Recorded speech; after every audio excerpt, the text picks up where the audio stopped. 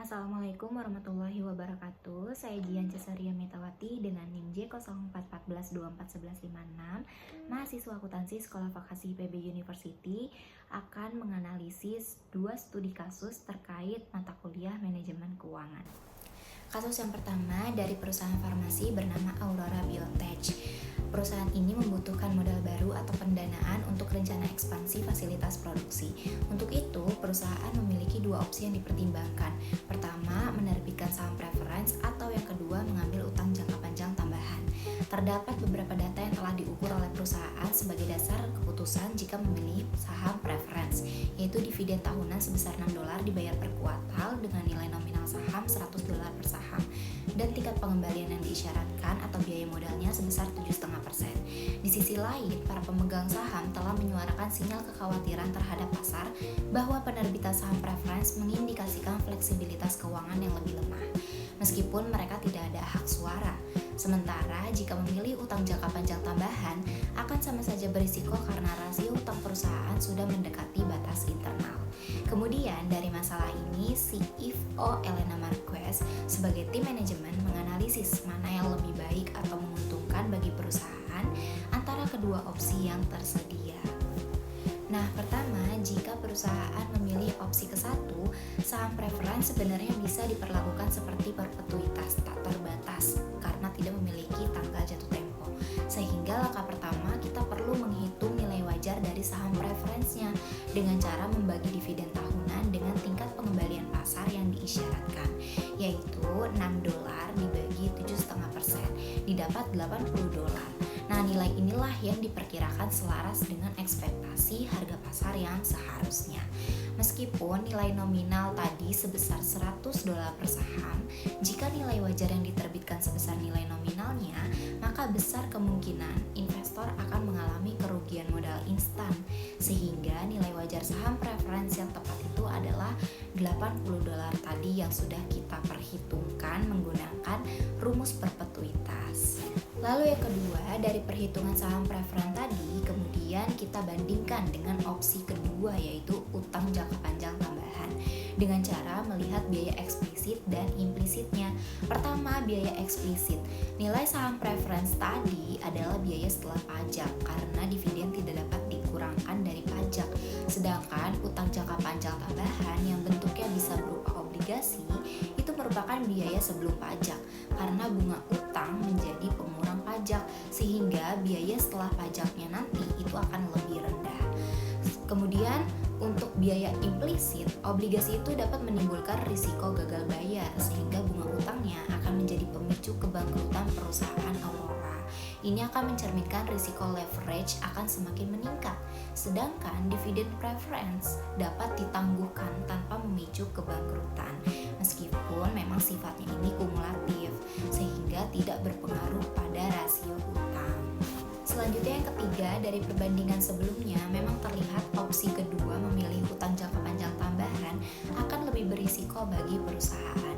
Akan tetapi, terdapat kekhawatiran potensial yang muncul jika saham preference diterbitkan.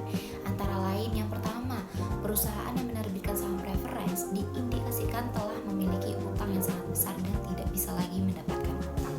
Kedua, pemegang saham preference dianggap sebagai ancaman oleh pemegang saham biasa karena klaim atas dividen harus dibayar penuh kepada mereka lebih dulu sebelum pemegang saham biasa menerima apapun itu. Lalu yang ketiga, biaya modal saham preference sebesar 7,5% dianggap lebih mahal dan tidak efisien secara pajak sehingga seringkali dapat mengurangi nilai yang tercipta bagi pemegang saham biasa. Dan yang terakhir, jika dilihat dari aspek lainnya, penerbitan saham preference memiliki dampak positif yang cukup signifikan, yaitu ketika dilihat dari struktur modalnya. Saham preference akan meningkatkan porsi ekuitas dalam struktur modal, mengurangi rasio utang terhadap total modal, dan membawa rasio leverage menjauh dari batas internal. Dengan hal ini, perusahaan akan mendapatkan sumber pendanaan baru, gabungan karakteristik antara utang dan ekuitas yang meningkatkan stabilitas dan diversifikasi basis investor. Kalau dari segi profil risiko keuangan, karena tidak ada risiko kebangkrutan terkait dengan kegagalan pembayaran dividen preference, risiko default perusahaan secara keseluruhan akan berkurang dibandingkan dengan menerbitkan utang jangka panjang tambahan. Dengan menghindari utang, perusahaan dapat mengurangi biaya pemantauan dan potensi konflik kepentingan dengan kreditur. Seperti itu. Jadi, kesimpulannya berdasarkan keempat analisis tersebut, menurut pribadi saya, CFO Elena Marquez lebih baik memilih opsi pertama, yaitu menerbitkan saham preference sebagai modal pendanaan ekspansi fasilitas produksi Aurora Biotech.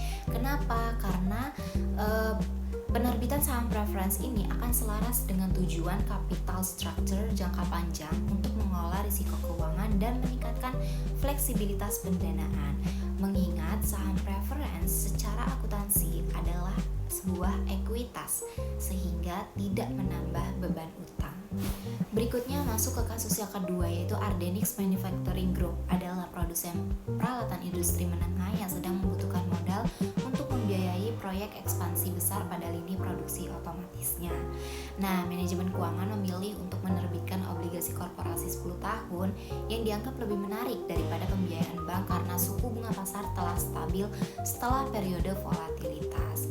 Terdapat beberapa data yang telah diukur oleh perusahaan sebagai dasar keputusan jika memilih obligasi korporasi ini, yaitu nilai nominal obligasi sebesar $1.000 dengan suku bunga kupon 7% tahunan dan dibayarkan semi-anual atau setengah tahunan dalam jangka waktu 10 tahun. Di sisi lain, anggota dewan khawatir adanya kenaikan perkiraan inflasi yang dapat meningkatkan suku bunga pasar, menimbulkan obligasi 7% tadi itu kurang menarik bagi investor. Sementara itu, lembaga pemeringkat atau Prime Rate Assessments mengevaluasi Ardenix.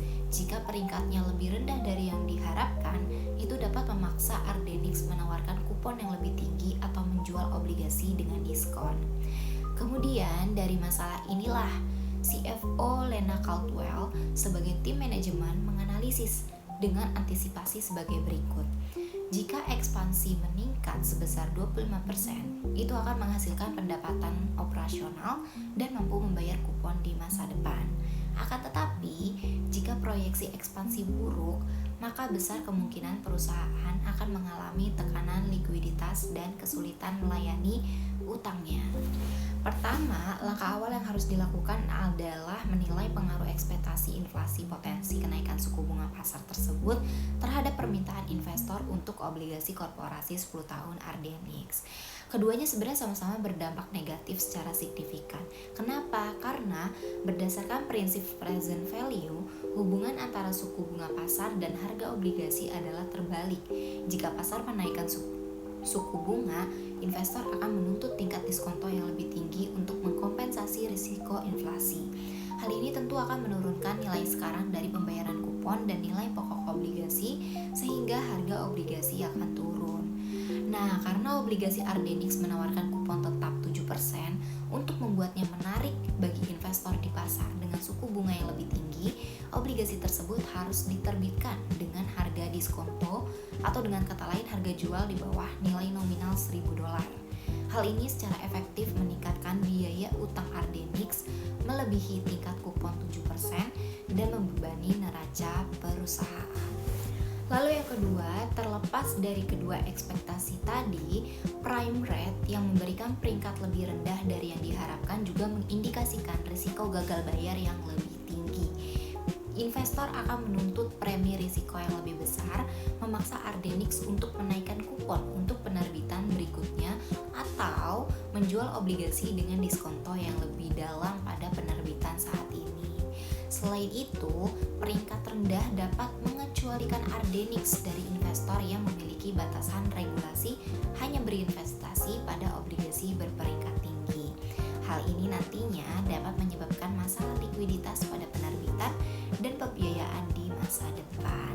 Selanjutnya yang ketiga, teruntuk masalah yang belum dimention sama aku tadi, yaitu Darius Win dari Stellar Face Capital.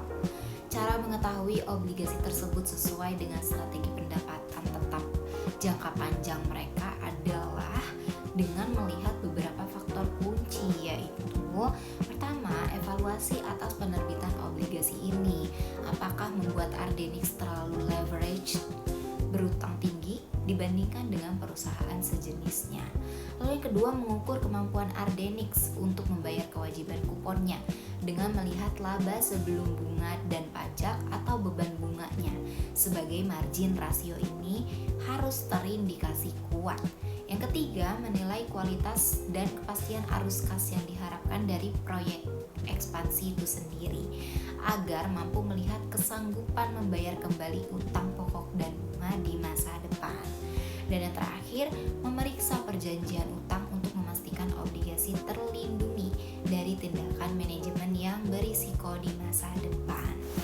Dan yang terakhir, menanggapi pertimbangan antisipasi dari tim manajer keuangan terkait dampak positif efisiensi 25% ini akan mengurangi biaya pokok penjualan atau COGS yang secara langsung sebenarnya meningkatkan laba operasional atau EBIT sehingga memperkuat interest coverage ratio Ardenix dan secara signifikan meningkatkan keyakinan investor dan kemampuan perusahaan untuk memenuhi pembayaran kupon di masa depan. Sementara itu, pertimbangan antisipasi lainnya terkait ekspansi proyek ini gagal. Kalau yang negatifnya gimana? Tentunya Ardenix akan terperangkap dengan beban bunga utang tetap yang bersifat kontraktual dan wajib dibayar karena dia obligasi tanpa adanya peningkatan arus kas pendukung yang memadai. Situasi ini kemudian akan menciptakan tekanan likuiditas yang parah dan potensi risiko default atau risiko gagal bayar yang berujung pada kerugian finansial yang parah.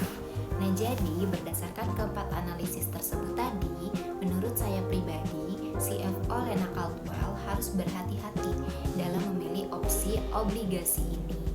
Kenapa? Karena mengingat kekhawatiran pasar tentang inflasi dan pentingnya peringkat kredit, Ardenix harus memiliki analisis arus kas yang sangat konservatif dan ini yang harus di-highlight untuk menjamin hasil efisiensi 25%. Pilihan obligasi ini hanya akan menguntungkan jika risiko pasar dapat ditahan dan proyeksi berkinerja sesuai harapan, sehingga peningkatan laba operasional dapat dengan aman menutupi kewajiban utang tetap yang baru.